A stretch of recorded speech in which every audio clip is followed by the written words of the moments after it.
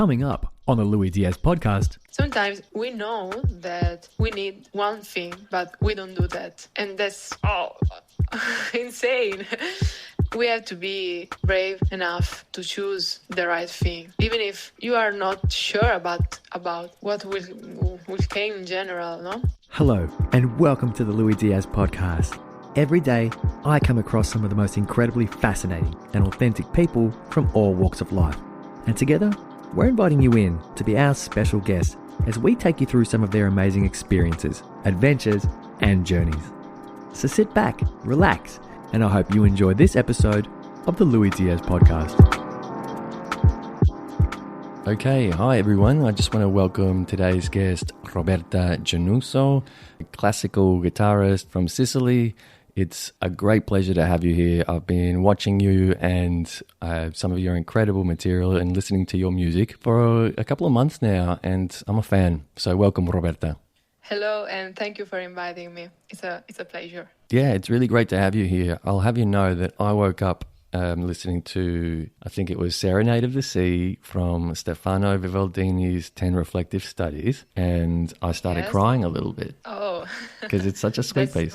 Yes, it is. It's everything thanks to the composer, of course, because the piece itself is beautiful. So It's perfect for guitar because the guitar has a beautiful sound and a very sweet and intimate sound. So that's perfect for a guitar. Yeah. I wanted to ask you something straight away though. Where are you based and what are you doing at the moment? In this moment, it's a particular moment of my life. We are recording new music, me and Stefano, and also other musicians. For example, today, actually, we recorded 2 pieces written by Stefano. Here in our house, we built a very nice studio to record music. So it's everything in the house, and we don't stop working the whole day. So we are preparing new music for Spotify, and also I'm preparing new music for a big album, which is about a thing very important to me, which is the Mediterranean Sea, but it's not only the Mediterranean Sea, but the Mediterranean area. So it's about my place and my feelings and about the beauty of that place. Yes, it's not only about beauty because there is also the bad side of everything, but also the thing that only people who live there can really see, can really understand. So thanks to the music, I can spread the values of the Mediterranean culture. Yeah, I love the whole idea of being able to spread culture through music because, you know, music is such an intrinsic part of human life, right? It's been around as long as we have. But the thing that I find particularly most interesting is the idea that you can go and observe a place and sit in the silence or in the chaos of it, which you've referred to before, and be able to translate that into a written piece or compose a piece of music that encapsulates all of those senses, I suppose you would say. Yeah, because when I was listening to Serenade of the Sea, I started to picture the ocean sort of calling me and then almost like in a cartoon, reaching a hand out to me. And then, you know, like when the wave washes onto the shore and then it sort of comes up to you and then recedes away and goes back. That's what I was imagining. And so I feel like it's really powerful that you can write a piece of music that makes someone's imagination go so wild. Yes, everything is thanks to the composer again, really, because no words, no more words about that beauty, that, it's magic. And that's why I'm an artist and I'm a musician, because I fell in love in music and guitar when I was like 9 years old. But I was playing the acoustic guitar. But then when I discovered the classical music, I was like, wow, but this is beautiful and no one knows. Not no one, but almost. I mean, most of the people just know the guitar as the acoustic guitar or electric. So I say to myself, okay, Roberta, you have to spread this beautiful sound to the world as much as you can. So I'm trying to do that right now. Yeah, and I think you're succeeding, right? I mean, there's a lot of people that are listening to you on YouTube, I guess, and Spotify, and I see that you've got a lot of people on Instagram that love your work. I mean, I was a student when I started to spread my video on Instagram, and yes, because I just wanted to play for someone somewhere. So I say to myself, okay, Roberto, you can take your iPhone and you can take a video. So let's do this. And then I never stop. Yeah, yeah. It's fascinating that you fell in love with this art form at such a young age, and that you've been working towards it ever since. And I found it really interesting that you referred to creating a scene with music. You referred to it kind of like a postcard. Do you think are you a visual person, or how does it go for you? It's a mix of everything, actually, because yes, when I go to somewhere in a beautiful place, I mean, I feel it. I really like to stay there and to listen to the silence, because the silence is very, very important to me, like the silence of the nature. So just the noises of the birds and, the things. And so when I go back to my home, I pick up the guitar, I start playing, and it's not the same as before. You are a bit different after that experience, and it's not really visualizing something, but feeling it. No? And then trying to translate everything with sounds, because especially the guitar is a beautiful instrument, because I play with my right hand on the strings, so there is a very good feeling with the guitar and with the string. It's a special contact, and it's something very physical, but also sweet with your skin. It's a special sensation. Yeah, well, I've played a little bit of acoustic guitar, and I think in the times of my life where I was playing for, an hour or 2 hours a day, I think you start to develop a sensitivity. Your senses start to heighten. Yeah, that's true. And you start to feel things that you maybe couldn't feel when you first picked up the instrument and didn't know what you were doing. Yeah. But I think I was reading your blog, and I loved something that you said in one of your articles that went something like, we cannot think while we're living, and we cannot live while we're thinking. And to me, that's really like, you need to be present in the moment that you're in. Exactly. Yes. I think the phrase is self-explanatory because really it's something really important for everyone. Also yourself, when you do things, you have to be strong enough to say, okay, now I will start a podcast, for example, for you, no? Yeah. Sure. And not just, okay, maybe one day I would like to do that, but I'm not brave enough. No, we have to be brave enough, because we cannot waste our time and waste our life. So if you have a passion, just do it. Yeah. Otherwise, why are you living? Yeah. So yes. It's a very direct message to have told yourself at one point in your life, to have said, no, I'm not in this enough. I need to be more in this. It takes a lot of courage and self-reflection to get to that point. But just because no one will do that for you, no one will believe in you if you don't. So sometimes it's just that we are not sure about ourselves as well. We are not brave just because we are shy or something like that. So at some point I decided to change my way to live also. So let's wake up and do what I want to do, but without overthinking also. Yeah, absolutely. Whereabouts in Italy are you based now? And now I'm near to Milan. Right, okay. So it's a really small town with 4,000 people, but also a lot of space. So, and also I have the river behind the house. So I can go for a walk every day and without seeing people, for example. And enjoying my time, my relaxed time, and that's fundamental. Yeah.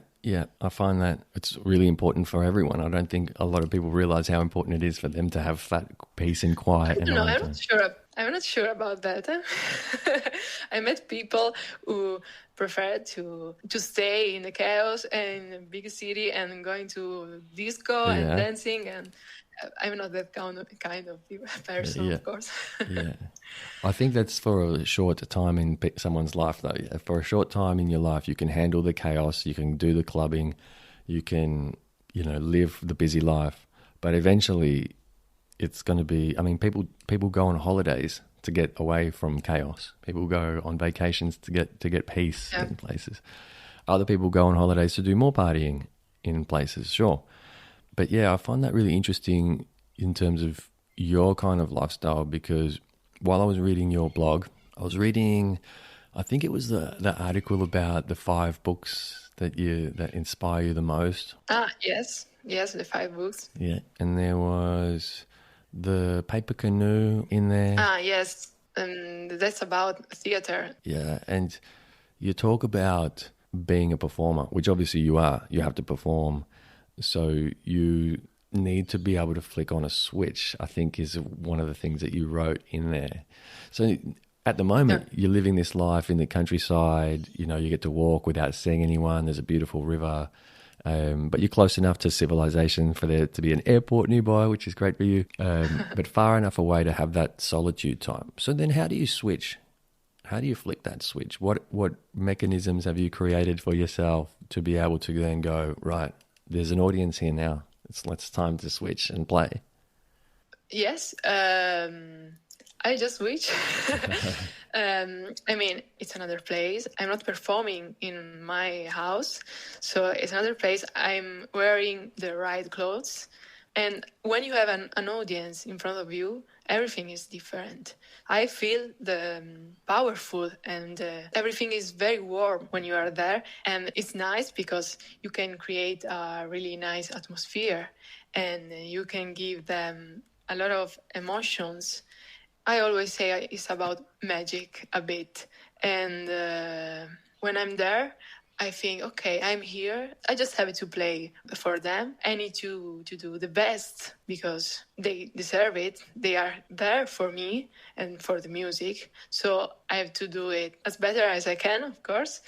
But then I don't care about mistakes, for example, because you won't enjoy anything and people won't enjoy. So that's the point. Trying to be myself and talking through music. Then it's about duty also. So if I care about something, I have to forget everything and just do. That's it. It's another mindset, I think. My mission is just spread music and spread the beauty of the guitar. So when I'm in the concerts, I'm very happy. Yeah. Even if I'm a bit nervous, that's fine. Yeah. I think it's really been interesting listening to you. And when I say listening to you, I mean like listening to you talk right now and listening to your music and listening to your voice that comes through in your writing. And I think you're a really great writer. I think you're also very funny. You have a great sense of humor. And I hear a lot of things that I think are wonderful to hear. I think they're really beautiful to hear. Like, for example, before you mentioned the word duty, which is not really a word that you hear in terms of a choice that you make. You've made the choice for this to be your duty rather than a duty that you get given by someone else. Yes.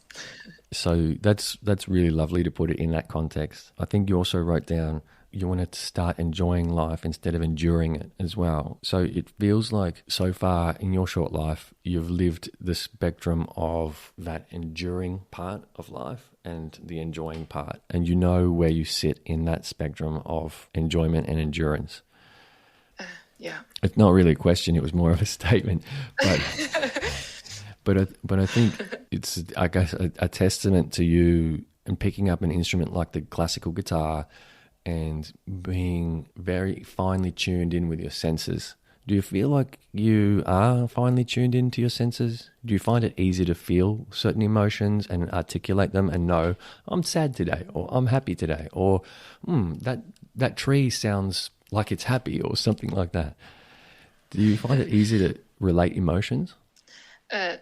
Yes, quite a lot, actually. And when I'm nervous, I play differently, of course. So I start playing loud. If I have to talk with someone, I would play like, you have to listen to me. Yes, of course, everything changes because we are not machine. And the instrument can feel it. And the sound that it makes is different as well. Especially the strings. If you push a lot, you will have another sound. But if you, for example, if you are sad and you are just touching it a bit, it's different. It's more warm also. And so it's comfortable. It's like the warmth of the fire when you are there with your tea. And yes. Well, I guess I was thinking, how do you think that playing the guitar for this many years has fine-tuned your senses to life outside of guitar? Do you feel like it has given you a special power or privilege to be able to see things differently? I think so, but it's difficult to explain. It's a really nice question. It's very difficult to answer these questions. Sorry. It's almost impossible. No, I had a really long day, and now you came out with this question. It's funny because I was talking to someone last week who is kind of the opposite, who picked up an activity. It was aerial silks, like acrobatics, later on in life. And what we were saying was that when people pick something up from a young age and when they are so good at it, they struggle to be able to articulate some of the things that they do naturally that make them feel or do something a certain way. That's not my case, I think, because I wasn't really good when I was a teenager. So everything changed for me when I started again to believing into myself. So everything changed 2 years ago. Before everything, like when I was 14, 15 years old, I was doing that. I was playing, like really believing in that, but without context, without knowing anything of how the world works, So it was like we were talking about what? Sorry. I'll lose it too, don't worry. Okay, perfect. Well, I'm sorry for your audience. Maybe. Hey, listen, I think you speak very well, and it doesn't even matter if you're answering the question that I ask or not. I think I'll ask a question, you just answer whatever you want. No, I mean, not every time. No. But I think you were making a good point. That I felt like you were making a good point. That I mean, everything is different from my point of view. So that's difficult to match the things. But, that's true. And I feel like I asked you a really unfair question as well. I asked you to think or feel or wonder whether you have more heightened emotions than maybe other people because the guitar has taught you to see things differently and feel things differently. But that's not really fair because you don't really know what other people feel. So maybe it wasn't a great question. In fact, I really don't know how to answer because for me, the guitar is the instrument, is the thing. For people, maybe for other people, could be a sport, for example. Could be, I don't know, football, can be tennis, whatever. Yeah, sure. The things are nice as well. Yeah, of course. I really like tennis, for example. So, yeah. So. What are the things that you do outside of playing guitar, apart from tennis, that fill you up again or give you a break even? Because I think it was when I was reading one of your blog posts. Okay, I've read your blog a lot, okay? Thank you. I keep mentioning it. It's just time. But I think in one of the posts you were saying something about needing to have stepped away from the guitar or something like that for a little while. Yes, take a break in general. Yes, it's very important. For example, if I go for a walk because I'm really tired, then maybe when I go back to my home, then I will be refreshed. And finally, I will get that state that allows me to play better and to discover new things. Because when you're practicing, at some point, your focus will go out, So you need to take a break, to do something else. Otherwise, it's insane and useless if you just do that and nothing else. Because it's only when you leave things that then you can bring that things to the audience. Otherwise, you will bring them just notes, just sounds, and nothing more. Yeah, I really love that. You have to experience other things in life in order to be able to translate them into what you Yes, do and bring them. for sure. And I think Exactly, that's the point. in the regular world of work, I think that's really underestimated. You know, people talk about like for a regular job, for example, that you might have a resume, and that resume will say if you're going for a job as a chef, for example, all the different places that you've cooked, all the restaurants that you've worked in, and all the cuisines that you can make. But I think for a chef, it's also important to maybe say all the places where you've traveled and some of the places where Yes, you've lived, because that says a lot about your influences as an artist, as a creator. of course. And again, this is something that nobody says, or not nobody, but it's not enough, especially for young people. So it's about, oh, I have to study, I have to study. No, but you need also more. You need to live. You need to go out with your friends. You need to go for a pizza, for a walk, for whatever you want to do. Yes, that's important as well. And it's not less important because the person is more important than just practicing and theoretical part we need to live. Yeah, I find that really interesting. I think I was listening to this classical music channel on the radio the other day, which I never listened to. And they were talking about, I can't remember which artist it was. Yeah, I think it was Mozart. His father took him around, traveling around Europe. They went to, Mozart, maybe. yeah, That was another era. yeah, So, but I mean, yeah. I think it was the first no. time I'd heard of, that part of his life. I think it was during the phase of when he was between 14 and 16. And what the host of the show was saying was that you could hear the maturity and the change in the music that he was composing, because obviously the influences from traveling around to all these places and meeting these new audience and seeing all these new things had a positive, a shift in the way that he wrote and performed. So it was that other outside of the music life experience that was happening that was influencing the music, which is beautiful. I love that idea of that. And so what do you write? Yeah, What are you it is. playing when you come off the tennis court then? If you win, what do you play? Is it different to if you lose? It's different. It's really different because in that I'm really competitive.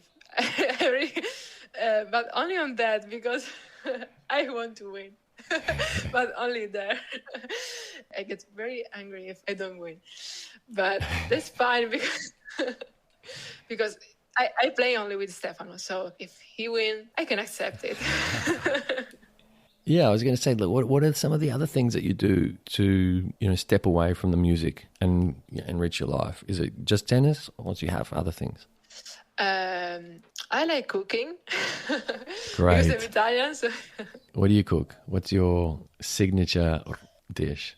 I really like pasta in general, but manual things helps to me a lot because if I'm cleaning up the house, for example, I can just do that without thinking and just focusing on that, which is stupid. It's stupid a bit, but it's helpful because I don't want to overthinking. And so if you do simple things, you are not just on the sofa sleeping and doing like my life is going to the end. But you are caring about something. So that's another thing, caring about things. I love my family, so we do video calls. Sometimes I like to see my mother, my father, my sister, and my little nephew. So it's nice to see them because I don't go to Sicily like every month for now because we are working a lot. So I miss them. So it's nice sometimes to stay in touch with them.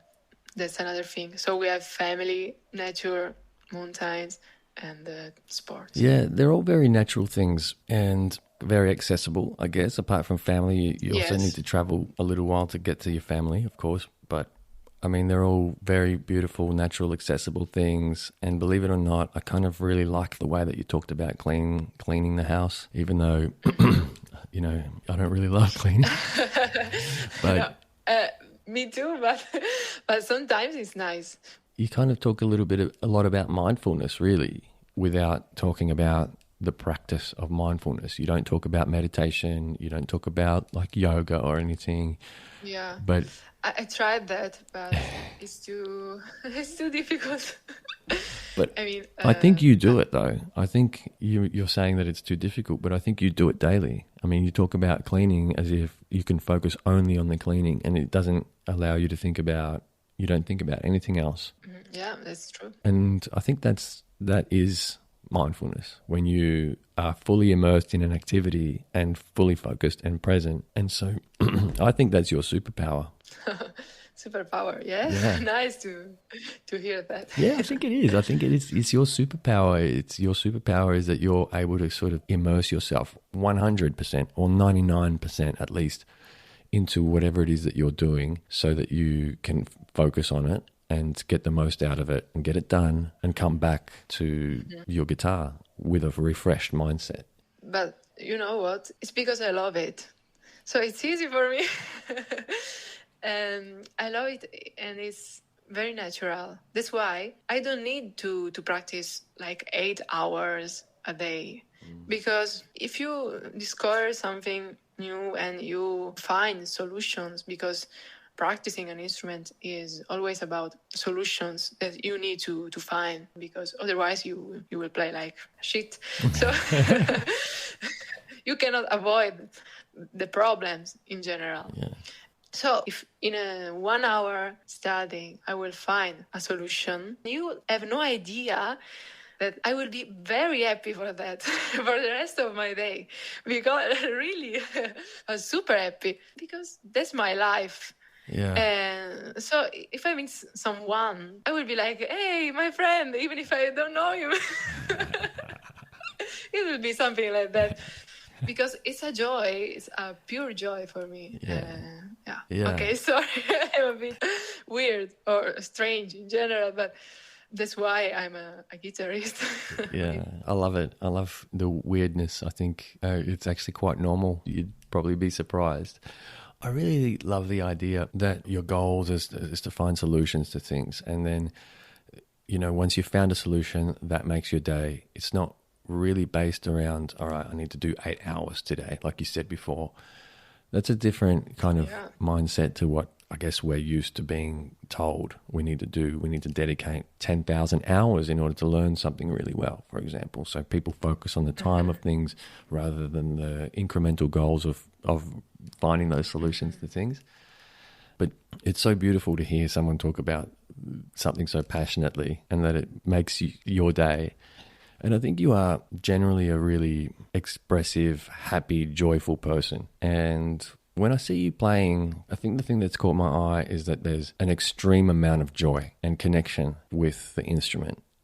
Yes, that's what I want to express, because people won't be interested if you look like that you are not enjoying or you are in a bad set. But it's again for my duty, because I want to spread the guitar, and so I'm not saying in front of the camera, this is bad, and even if I'm not I'm not blonde, for example, but even if I'm not blonde, I try to hold the people, even if it's very difficult because it's not real. I mean, I'm not in front of you when you watch to my video. So it's true, I'm not there, but I feel the energy that you put into the performance is enough to hold my attention. And I'm curious. I did click on the link and I went to the YouTube. So, it worked on me, which is great. Great. I'm really happy for that. Hey, I wanted to change up a little bit what we talk about. I wanted to ask you specifically about your influences, like who inspires you in general. If you could name a couple of people or things even, what inspires you the most? The most thing, I think, is I have a volcano in Sicily that I can see the volcano from my house. Oh, volcano. Yes, wow. In Sicily. So there is the fire, the lava, I don't know how to say that in English. Lava. Yeah. So when I was very young, every day I could watch to the volcano. So that's an example of powerful first. And then my last teacher, Antigone Goni, who is a very powerful person. And she gives me the best example of being a musician, of being a guitarist, I think. How? It's about values, and it's a lot of things. Yeah. And but then there is a thing that since the guitar is not so much, the classical guitar is not very, very known in general, I'm inspired from the music written for guitar itself, because, and it's a lot about character, because the beauty of the guitar, for example, is that you can create a lot of personas. So there is dialogues always, for example, and the guitar can do it very well because of the different sounds.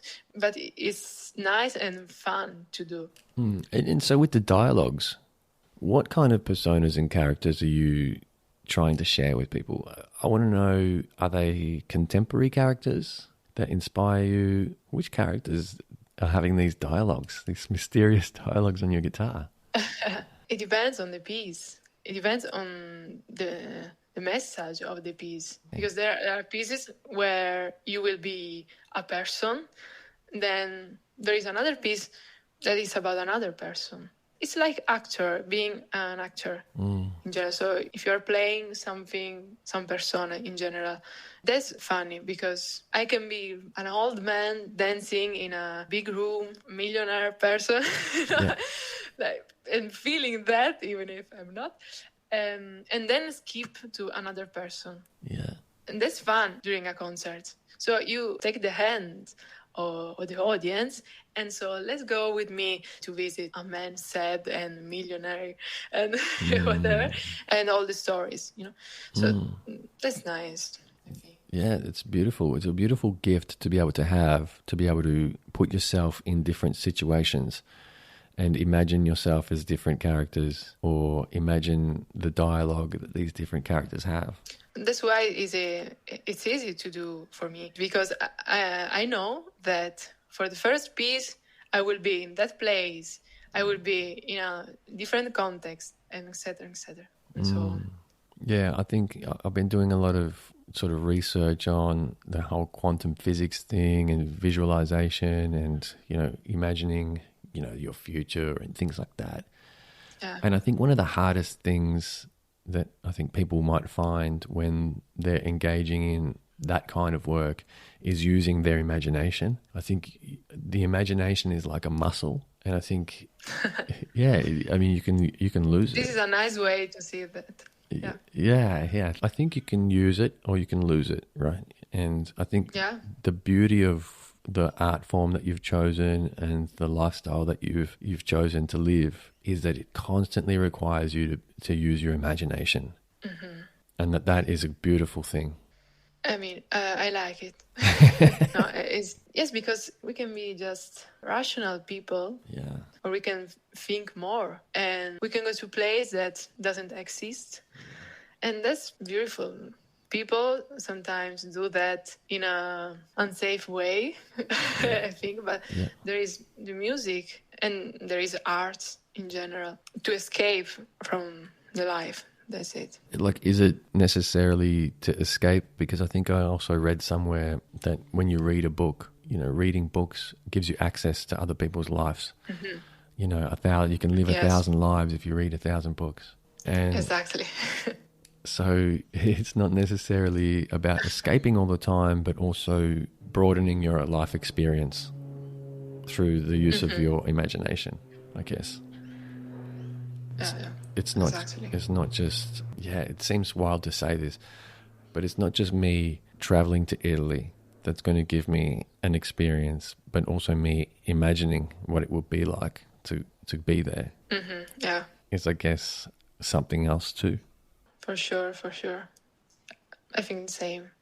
But yeah, it's really lovely to speak to someone like you that has such a strong connection to what they do. And I think that's one of the things that I found when I was interviewing photographers. For example, I've interviewed a few photographers so far, and I love talking to these guys because I'm starting to realize that it is these creative art forms they actually enrich your experience when you're in a place. So, for example, you were talking about the Mediterranean pieces that you're working on at the moment. Obviously, you've spent a lot of time down there, and you know how to observe a place in a way that you're then able to translate into the guitar. With the photographers, for example, I think it was Andrew Dean from Drew Travels.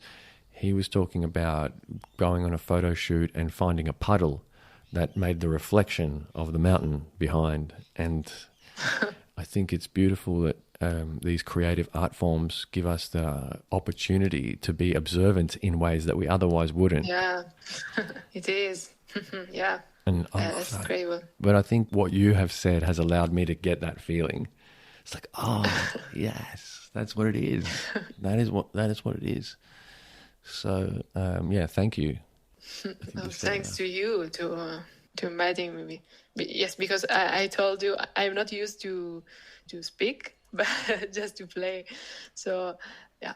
Yeah, it's so funny because one of the things that I wrote down here in my diary when I was sort of thinking about recording with you was that you actually have an incredible voice.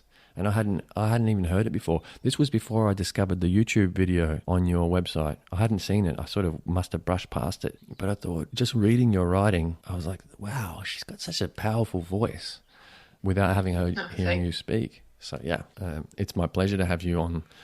And I guess we're coming to the end of this recording, and I really want to thank you too for coming here. It's been such a great experience getting to know you.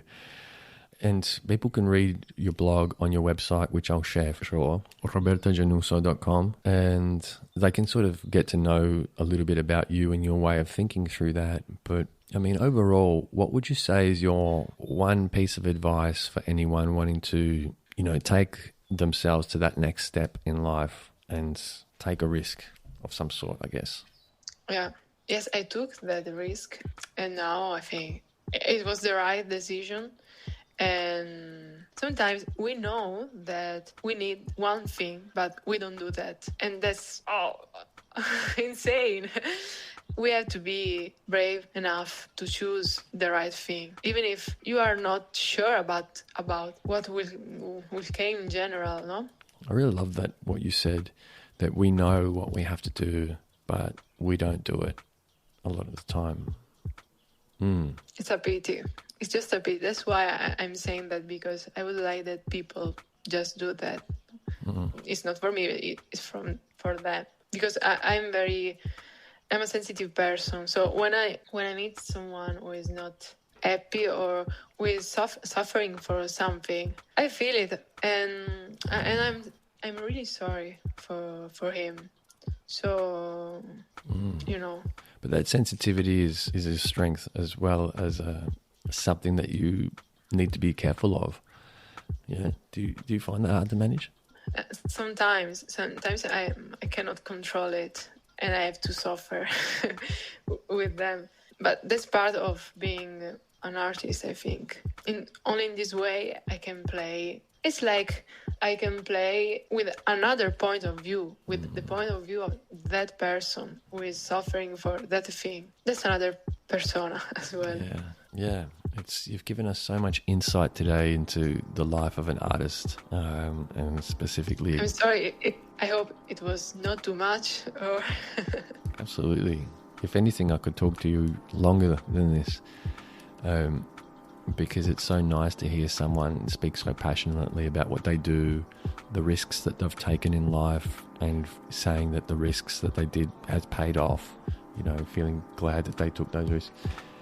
And yeah, it's been really, really great to meet you. So thank you so much for coming on. Thanks to you for having me. Yeah, great. And I usually finish this with a little round of applause. So on 3. Yes. Okay, 1, 2, 3. Woo. Thank you. Thanks, Roberta.